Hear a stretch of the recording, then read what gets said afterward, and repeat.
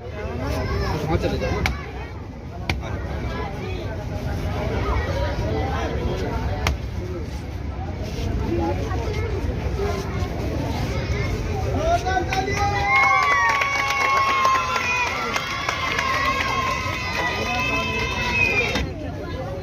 ये नारियल लाओ। शंकर भगवान की जय।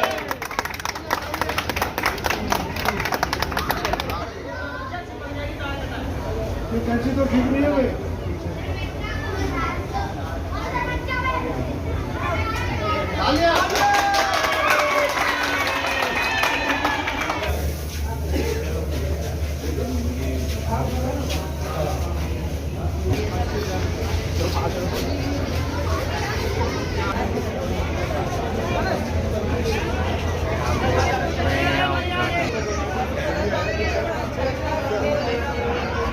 तो आज ये शौचालय हम आपको दे रहे हैं।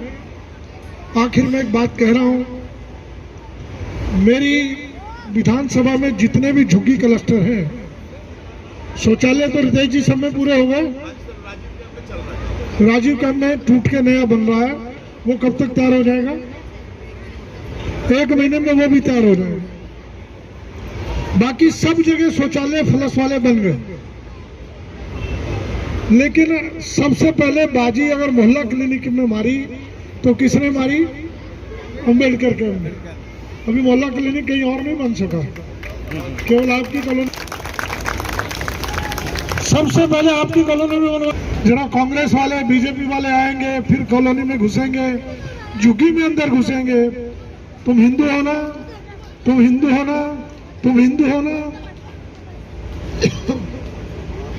उनसे पूछ लेना, कह देना हम हिंदू हैं, यहाँ मुसलमान भी रहते हैं।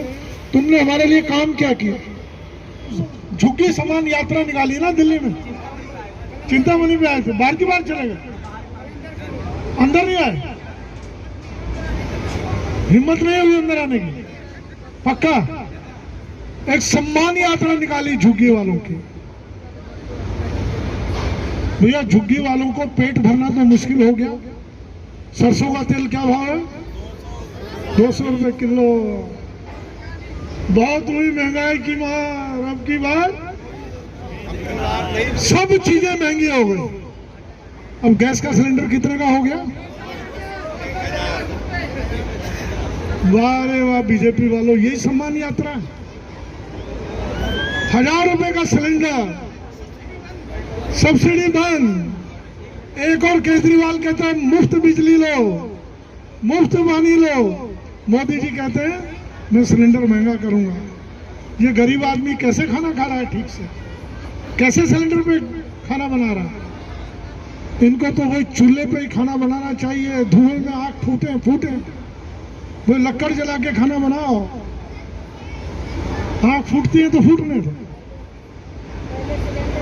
ऐसी क्या मुसीबत आ गई? 300 रुपए का 1000 रुपए में हो गया। वो भी मेरा नाम राशि है गोयल, गोयल ही है ना, क्या नाम है? संजय गोयल।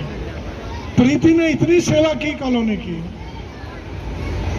इसको हरा के उसको जिता बैठे। नहीं होने क्या चाहिए। इस बार जिताइए, ठोक के जिताइए, ठोक के वोट मोहर लगाइए। नमस्कार, मैं हूं कविता उपाध्याय और आप हैं नमामि डिजिटल के साथ। इस समय हम झिलमिल में हैं और झिलमिल का ये अम्बेडकर कैंप है जहां खुद माननीय दिल्ली विधानसभा के अध्यक्ष हमारे साथ में और यहाँ के विधायक भी हैं शाहदरा से। रामनिवास जी, आज जनता को सुपुर्द कर दिया गया है जन सुविधा परिसर। बताएं क्या क्या सुविधाएं हैं और कितने लागत में बन करके आया है? ये 2 मंजिल का बना है, इसमें 70 सीटें और एक विकलांग के लिए 71 सीटें। नीचे की मंजिल महिलाओं के लिए है, ऊपर की मंजिल पुरुषों के लिए। नीचे 33 सीटें हैं, ऊपर 37 सीटें। ये फ्लश का शौचालय बना है। पहले शौचालय जो बनते थे हाथ से पानी डालना पड़ता था और वो गंदे रहते थे, कि अब जितने भी शौचालय बन रहे हैं फ्लश के बन रहे। बड़ी आबादी के अनुरूप ये बनाया गया है। 1995 में मैंने पहले बनवाया था और दोबारा से फिर इसको बढ़िया करके बनवाने का सौभाग्य मुझे मिला है जी। और ये आज जनता को समर्पित किया। यानी कि जब आप विधायक थे उसके बाद जब आप सत्ता से हटे तो किसी ने सुध नहीं ली यहाँ की? किसी ने इसके दरवाजे टूटे हुए थे, अच्छा, बहुत बुरा हाल था, सीटें टूटी पड़ी थी। तो कॉलोनी के लोगों से पूछेंगे तो ज़्यादा अच्छा रहेगा मुझसे पूछने के बजाय। जी। ऐसे में देखा जा रहा है दिल्ली में कई ऐसी जगहें हैं जहां पर आज भी शौचालय जैसी बेसिक सुविधाएं नहीं हैं। आप खुद अध्यक्ष हैं दिल्ली विधानसभा के और मुख्य प्रधानमंत्री जी कहते रहे हैं कि शौचालय पर उन्होंने बहुत काम किया है, क्या कहना है? देखिए, जहाँ जहाँ आम आदमी पार्टी के विधायक हैं, मैं समझता हूँ कोई ऐसा झुग्गी क्लस्टर नहीं रहा होगा जहाँ शौचालय नहीं बने। इतना पैसा डूसुब को दिया गया और डूसुब ने बनाया जी। हाँ, जहाँ बीजेपी के विधायक हैं उन्होंने उस ओर ध्यान दिया नहीं दिया मैं नहीं कह सकता, बिल्कुल।